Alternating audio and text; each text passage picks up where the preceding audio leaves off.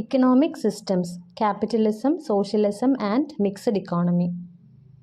കഴിഞ്ഞ വീഡിയോസിൽ നമ്മൾ ഇക്കണോമിക് സിസ്റ്റത്തിൻ്റെ രണ്ട് എക്സ്ട്രീം ടൈപ്സ് കണ്ടു, socialist economy and capitalist economy.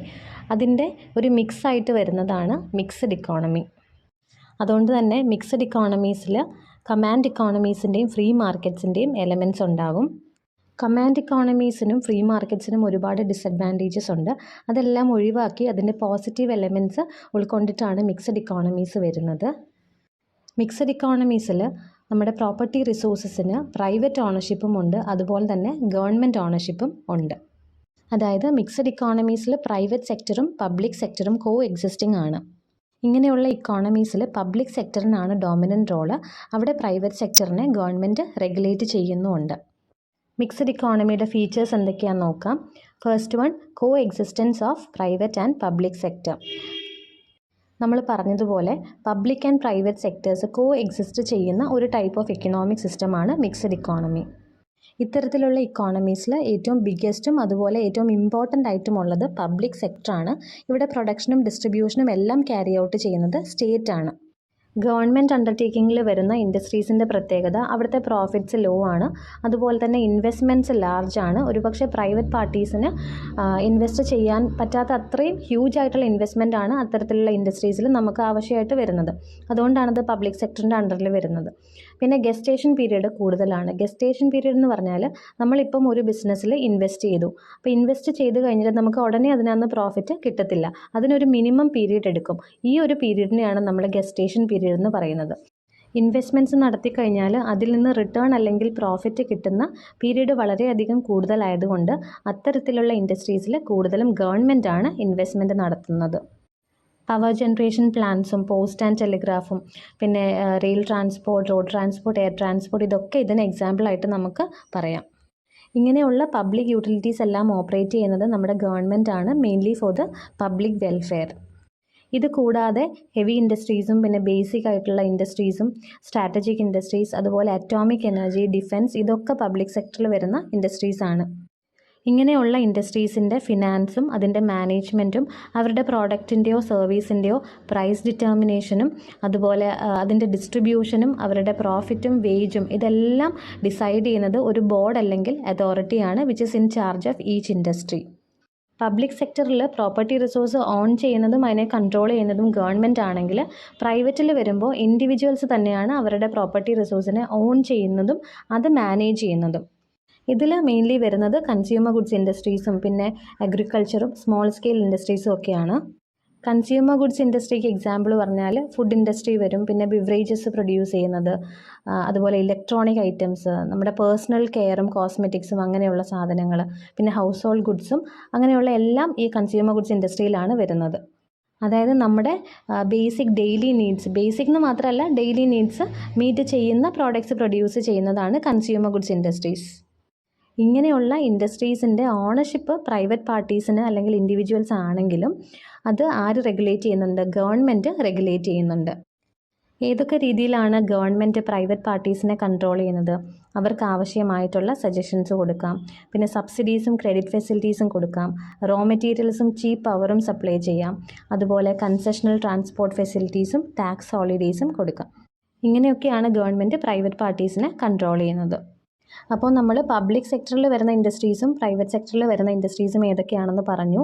ഇനി ഇതിൽ രണ്ടിലും കൂടി ഉൾപ്പെടുത്തുന്ന ഇൻഡസ്ട്രീസ് ഉണ്ട്. അതായത് ചില ഇൻഡസ്ട്രീസ് എന്ന് പറയുന്നത് these are partially in the public sector and partially in the private sector. Large infrastructure പ്രൊജക്ട്സിലൊക്കെ ചിലപ്പോൾ ഗവൺമെൻറ്റും പ്രൈവറ്റ് എൻ്റർപ്രൈസും കൂടെ കൊളാബറേറ്റ് ചെയ്ത് വരുന്നതായിട്ട് നമുക്ക് കാണാം. ഒരു ഇക്കണോമിക് സിസ്റ്റത്തിൽ പ്രൈവറ്റ് സെക്ടറും പബ്ലിക് സെക്ടറും ഒരുമിച്ച് ഓപ്പറേറ്റ് ചെയ്ത് കഴിഞ്ഞാൽ എന്താണ് അഡ്വാൻറ്റേജ് എന്ന് ചോദിച്ചു കഴിഞ്ഞാൽ, രണ്ടും തമ്മിലൊരു ഹെൽത്തി കോമ്പറ്റീഷൻ ഉണ്ടാവും. അതുവഴി പ്രൊഡക്ഷൻ ഇൻക്രീസ് ചെയ്യും, അതുപോലെ പ്രൊഡക്ട്സിൻ്റെ ക്വാളിറ്റിയും ഇംപ്രൂവ് ചെയ്യും. Next feature is economic freedom and control. നമുക്കറിയാം മിക്സഡ് ഇക്കോണമി എന്ന് പറയുന്നത് ക്യാപിറ്റലിസ്റ്റ് ഇക്കോണമിയുടെയും സോഷ്യലിസ്റ്റ് ഇക്കോണമിയുടെയും ഒട്ടുമിക്ക പോസിറ്റീവായിട്ടുള്ള ആസ്പെക്ട്സും ഉൾക്കൊണ്ടിട്ടുള്ള ഒരു ഇക്കണോമിക് സിസ്റ്റമാണ്. ക്യാപിറ്റലിസ്റ്റ് ഇക്കോണമി പഠിച്ചപ്പോൾ നമ്മൾ പറഞ്ഞു അവിടെയുള്ള ഇക്കണോമിക് യൂണിറ്റ്സിന് അവർക്ക് എല്ലാ കാര്യത്തിലും ചോയ്സ് മേക്ക് ചെയ്യാനുള്ള ഫ്രീഡം ഉണ്ട്. ക്യാപിറ്റലിസത്തിൻ്റെ ആ ഒരു എലമെൻറ്റ് മിക്സഡ് ഇക്കോണമിയിൽ നമുക്ക് കാണാം. There is freedom of consumption, production, occupation and freedom to hold property. അതായത് ഒരു പ്രൊഡ്യൂസറിനെ സംബന്ധിച്ച് അദ്ദേഹത്തിൻ്റെ കയ്യിലുള്ള റിസോഴ്സ് ഉപയോഗിച്ച് ഏത് ഗുഡ്സ് വേണമെങ്കിലും പ്രൊഡ്യൂസ് ചെയ്യാം, അത് ഇഷ്ടമുള്ള മാർക്കറ്റിൽ സെയിൽ ചെയ്യാം. കൺസ്യൂമറിനെ സംബന്ധിച്ച് അദ്ദേഹത്തിൻ്റെ പർച്ചേസിങ് പവർ അനുസരിച്ച് ഏത് ഗുഡ്സ് വേണമെങ്കിലും കൺസ്യൂം ചെയ്യാം. ഒരു വർക്കറിനെ സംബന്ധിച്ച് അയാളുടെ എഡ്യൂക്കേഷണൽ ക്വാളിഫിക്കേഷനുമായിട്ട് സ്യൂട്ട് ആവുന്ന ഏത് ജോലി വേണമെങ്കിലും ചെയ്യാം. And also we have the right to hold our property. പക്ഷേ ഇതൊന്നും പബ്ലിക് വെൽഫെയറിൻ്റെ കോസ്റ്റിലാവാൻ പാടില്ല. അങ്ങനെ ഒരു സിറ്റുവേഷൻ ഒഴിവാക്കാനാണ് എക്കണോമിക് ആക്ടിവിറ്റീസിനെ ഗവൺമെൻറ് പ്രോപ്പറായിട്ട് റെഗുലേറ്റ് ചെയ്യുന്നതും കൺട്രോൾ ചെയ്യുന്നതും. Next feature is resource ownership. നമുക്കറിയാം ഒരു കമാൻഡ് ഇക്കോണമിയിൽ എല്ലാ പ്രോപ്പർട്ടി റിസോഴ്സും ഓൺ ചെയ്യുന്നതും കൺട്രോൾ ചെയ്യുന്നതും സ്റ്റേറ്റ് ആണ്. പക്ഷേ ഫ്രീ മാർക്കറ്റ് ഇക്കോണമീസിൽ റിസോഴ്സസ് പ്രൈവറ്റ് ഇൻഡിവിജ്വൽസും ഓൺ ചെയ്യുന്നുണ്ട്. ഈ രണ്ട് ഫീച്ചേഴ്സും കൂടെ ഒരുമിച്ചാണ് മിക്സഡ് ഇക്കണോമിക് സിസ്റ്റത്തിൽ വരുന്നത്. ഇവിടെ private individuals are allowed to own and control some of the factors of production. ഇവിടെ പ്രോപ്പർട്ടി റിസോഴ്സ് ഗവൺമെൻറ്റും ഓൺ ചെയ്യുന്നുണ്ട്, at the same time private ഇൻഡിവിജ്വൽസും ഓൺ ചെയ്യുന്നുണ്ട്. Next feature is economic planning. ഒരു മിക്സഡ് ഇക്കോണമിയെ സംബന്ധിച്ച് അതിൻ്റെ ഇക്കണോമിക് ഡെവലപ്മെൻറ്റിന് ഏറ്റവും ആവശ്യമായിട്ടുള്ളൊരു കാര്യമാണ് ഗവൺമെൻറ് ഇൻ്റർവെൻഷൻ. അതിനുവേണ്ടി ഗവൺമെൻറ് അഡോപ്റ്റ് ചെയ്യുന്നൊരു മെഷറാണ് ഇക്കണോമിക് പ്ലാനിംഗ്. ഇക്കണോമിക് പ്ലാനിങ്ങിലൂടെയാണ് ഗവൺമെൻറ് സോഷ്യലിസ്റ്റ് ഇക്കോണമിയുടെ മെറിറ്റ്സ് ഒക്കെ മിക്സഡ് ഇക്കോണമിയിലേക്ക് ഇമ്പാർട്ട് ചെയ്യുന്നത്. ഒരു മിക്സഡ് ഇക്കണോമിക് സിസ്റ്റത്തിൽ റെഗുലർ ആയിട്ടുള്ളൊരു ഇക്കണോമിക് പ്ലാനിംഗ് വേണമെന്ന് പറയുന്നില്ല. എന്നാൽ പോലും ഒരു വെൽഫെയർ സ്റ്റേറ്റിൻ്റെ ഒബ്ജക്റ്റീവ്സ് ഫുൾഫിൽ ചെയ്യണം എന്നുണ്ടെങ്കിൽ സ്റ്റേറ്റ് ഇക്കണോമിക് ആക്ടിവിറ്റീസ് റെഗുലേറ്റ് ചെയ്യണം എന്നാണ് പറയുന്നത്. കാരണം നമ്മൾ ക്യാപിറ്റലിസ്റ്റ് ഇക്കോണമീസിൽ കണ്ടതുപോലെ ഇക്കണോമിക് ആക്ടിവിറ്റീസിനെ ഡയറക്റ്റ് ചെയ്യാൻ മാർക്കറ്റ് ഫോഴ്സസിന് കംപ്ലീറ്റ്ലി വിട്ടുകൊടുക്കുകയാണെങ്കിൽ അവിടെ മാർക്കറ്റ് ഫെയിലിയർ എന്നൊക്കെ പറഞ്ഞ സിറ്റുവേഷൻസ് ഉണ്ടാകാം. ഡിമാൻഡും സപ്ലൈയും പോലുള്ള മാർക്കറ്റ് ഫോഴ്സസ് ഇക്കോണമിയിൽ ഇമ്പോർട്ടൻ്റ് ആണെങ്കിൽ പോലും അതിനെ റെഗുലേറ്റ് ചെയ്യാൻ ഫിസ്ക്കൽ പോളിസീസും മോണിറ്ററി പോളിസീസും ഡയറക്റ്റ് കൺട്രോൾ മെഷേഴ്സും ഒക്കെ ആവശ്യമാണ്. ഇവിടെ ഫിസ്ക്കൽ പോളിസി എന്ന് പറഞ്ഞാൽ അത് ഗവൺമെൻറ്റിൻ്റെ പോളിസീസാണ്. മോണിറ്ററി പോളിസി എന്ന് പറഞ്ഞാൽ സെൻട്രൽ ബാങ്കിൻ്റെ പോളിസീസാണ്. Next feature price mechanism and controlled price.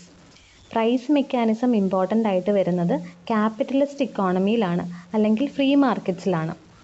അതുപോലെ കൺട്രോൾഡ് പ്രൈസ് നമ്മൾ കണ്ടത് സോഷ്യലിസ്റ്റ് ഇക്കോണമീസിലാണ്. അപ്പോൾ ഇത് രണ്ടിൻ്റെയും കൂടെ ഒരു ബ്ലെൻഡാണ് നമുക്ക് മിക്സഡ് ഇക്കണോമിക് സിസ്റ്റത്തിൽ കാണാൻ പറ്റുന്നത്. ഒരു മിക്സഡ് ഇക്കണോമിക് സിസ്റ്റത്തിനെ സംബന്ധിച്ച് പ്രൈസിൻ്റെ റോൾ എന്ന് പറയുന്നത് ഇമ്പോർട്ടൻ്റ് ആണ്. കാരണം ഈ പ്രൈസ് മെക്കാനിസം ഉപയോഗിച്ചാണ് എങ്ങനെയാണ് ഇക്കോണമിയിൽ റിസോഴ്സസ് അലോക്കേറ്റ് ചെയ്യേണ്ടതെന്ന് നമ്മൾ ഡിറ്റർമിൻ ചെയ്യുന്നത്. ഈ പ്രൈസ് മെക്കാനിസമാണ് മാർക്കറ്റിൽ demand and supply of goods and സർവീസസിനെ ബാലൻസ് ചെയ്യുന്നത്.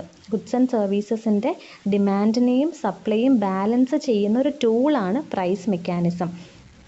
പ്രൈസ് മെക്കാനിസത്തിന് മെയിൻലി 3 ഫങ്ഷൻസ് ഉണ്ട്. അതിൽ ഒരു ഫങ്ഷൻ വെച്ച് നമുക്ക് ഒരു എക്സാമ്പിൾ ജസ്റ്റ് ഒന്ന് പറയാം, നിങ്ങൾക്ക് മനസ്സിലാക്കാൻ വേണ്ടിയിട്ടാണ്. ഒരു മാർക്കറ്റിലെ ഒരു കമോഡിറ്റിയാണ് എക്സ്. അപ്പം ഈ എക്സിൻ്റെ പ്രൈസ് കൂടുന്നതും കുറയുന്നതും നമുക്ക് 2 കാര്യങ്ങൾ മനസ്സിലാക്കി തരും. ഒന്ന് ഈ എക്സ് എന്ന് പറയുന്ന പ്രോഡക്റ്റിൻ്റെ സ്കേഴ്സിറ്റിയും, ഒന്ന് അതിൻ്റെ സർപ്ലസ്. ഇപ്പോൾ എക്സ് എന്ന് പറയുന്ന കമോഡിറ്റിയുടെ പ്രൈസ് കൂടി, അതിൻ്റെ അർത്ഥം എന്താണ്? ആൾക്കാർ ആ കമോഡിറ്റി ഒരുപാട് ഡിമാൻഡ് ചെയ്യുന്നുണ്ട്, എന്നാൽ ഈ ഡിമാൻഡിനെ മീറ്റ് ചെയ്യാനുള്ള സപ്ലൈ ഇതിൻ്റെ പ്രൊഡ്യൂസർ മാർക്കറ്റിൽ എത്തിക്കുന്നതും ഇല്ല. അപ്പോൾ ഈ പ്രൈസ് റൈസ് എന്ന് പറയുന്നത് ശരിക്കും ഒരു സിഗ്നലാണ്, ഇതിൻ്റെ സപ്ലയേഴ്സിന് ഒരു സിഗ്നലാണ്. അതായത് ഈ കമോഡിറ്റിയുടെ പ്രൈസ് കൂടിക്കൂടി വരുന്നു, അതായത് ഈ കമോഡിറ്റി ഇനി മാർക്കറ്റിൽ ഡിമാൻഡ് ചെയ്യപ്പെട്ടുകൊണ്ടിരിക്കുകയാണ്. So we need to produce it more. അപ്പോൾ നമ്മൾ അതിൻ്റെ പ്രൊഡക്ഷൻ കൂട്ടണം to meet the higher demand. Demand കൂടുന്നതിനനുസരിച്ച് നമ്മൾ നമ്മുടെ പ്രൊഡക്ഷനും കൂട്ടണം. അപ്പോൾ ഈ പ്രൈസ് റൈസ് എന്ന് പറയുന്നത് സപ്ലയറിനെ സംബന്ധിച്ച് ഒരു സിഗ്നലാണ് ടു ഇൻക്രീസ് ഇറ്റ്സ് പ്രൊഡക്ഷൻ. ഇനിയിപ്പോൾ ഈ എക്സ് കമോഡിറ്റിയുടെ പ്രൈസ് മാർക്കറ്റിൽ കുറഞ്ഞു എന്ന് വിചാരിക്കുക. അതിൻ്റെ അർത്ഥം എന്താണ്? ഈ എക്സ് കമോഡിറ്റിയുടെ സപ്ലൈ അവിടെ കൂടുതലാണ്, ഈ പ്രോഡക്റ്റ് ആരും വാങ്ങാതെ മാർക്കറ്റിൽ കെട്ടിക്കിടക്കുക, അത്രയും ഡിമാൻഡ് അതിനില്ല. അപ്പോൾ പ്രൊഡ്യൂസറിന് എന്ത് മനസ്സിലാക്കാം? ഇനി ഇത്രയും സപ്ലൈ ചെയ്യേണ്ടതില്ല, ഇനിയും ഈ പ്രോഡക്റ്റ് മാർക്കറ്റിലേക്ക് സപ്ലൈ ചെയ്ത് കഴിഞ്ഞാൽ ഇനിയും അതിൻ്റെ പ്രൈസ് കുറയും. അപ്പോൾ ഈ പ്രൈസ് ഫോൾ എന്തിൻ്റെ സിഗ്നലാണ്? എക്സസ് സപ്ലൈയുടെ സിഗ്നലാണ്. ഇങ്ങനെ മാർക്കറ്റ് പ്രൈസ് സിഗ്നൽസ് കണ്ടു കഴിഞ്ഞാൽ നമുക്ക് ഡിമാൻഡും സപ്ലൈയും ബാലൻസ് ചെയ്ത് കൊണ്ടുപോകാൻ പറ്റും. അപ്പോൾ ഇത് പ്രൈസ് മെക്കാനിസത്തിന് ഒരു എക്സാമ്പിളാണ്. സോ മിക്സഡ് ഇക്കോണമിയിൽ നമുക്ക് ഇങ്ങനെ ഒരു പ്രൈസ് മെക്കാനിസം ഓപ്പറേറ്റ് ചെയ്യുന്നതായിട്ട് കാണാം.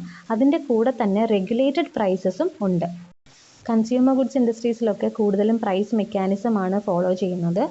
പക്ഷേ ഈ വാറിൻ്റെ സമയത്തും അല്ലെങ്കിൽ എന്തെങ്കിലും നാച്ചുറൽ കലാമിറ്റീസ് ഒക്കെ ഉണ്ടാകുന്ന സമയത്തും സാധനങ്ങളൊക്കെ ഒത്തിരി സ്കേഴ്സ് ആവാറുണ്ട്. അപ്പോൾ ഇങ്ങനെ ഷോർട്ടേജസ് ഒക്കെ വരുന്ന സമയത്ത് പ്രൈസസ് ഒരുപാട് കൂടാൻ ചാൻസസ് ഉണ്ട്.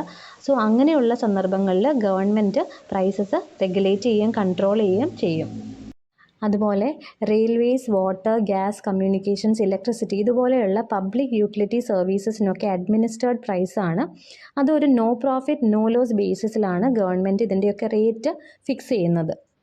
No profit no loss basis എന്ന് പറഞ്ഞാൽ പ്രോഫിറ്റും ഇല്ല ലോസും ഇല്ലാത്ത രീതിയിലാണ് ഇതിൻ്റെയൊക്കെ പ്രൈസ് ഫിക്സ് ചെയ്യുന്നത്. അടുത്ത feature profit motive and social welfare. Mixed economic സിസ്റ്റത്തിൽ പ്രോഫിറ്റ് മോട്ടീവും ഉണ്ട്, അതുപോലെ സോഷ്യൽ വെൽഫെയറും അതിൻ്റെ ഒരു ഒബ്ജക്റ്റീവാണ്. Next feature is check on economic inequalities. ഇക്കോണമിയിലുള്ള ഇനീക്വാളിറ്റീസ് കുറയ്ക്കാൻ വേണ്ടി ഗവൺമെൻറ് ഒരുപാട് മെഷേഴ്സ് എടുക്കുന്നുണ്ട്. അതിലൊരു എക്സാമ്പിളാണ് progressive taxation on income and wealth. Progressive taxation എന്താണെന്ന് വെച്ചാൽ നമ്മുടെ ഇൻകം കൂടുന്നതിനനുസരിച്ച് നമ്മുടെ ടാക്സ് റേറ്റും കൂടും, നമ്മൾ കൊടുക്കേണ്ട ടാക്സും കൂടിക്കൂടി വരും. അതുപോലെ പുവർ പീപ്പിളിന് ഒരുപാട് സബ്സിഡീസും അതുപോലെ എംപ്ലോയ്മെൻറ്റ് ഓപ്പർച്യൂണിറ്റീസും കൊടുക്കുന്നുണ്ട്. പിന്നെ വേറെയുള്ള മെഷേഴ്സാണ് concessions, old age pension, free medical facilities, free education etcetera.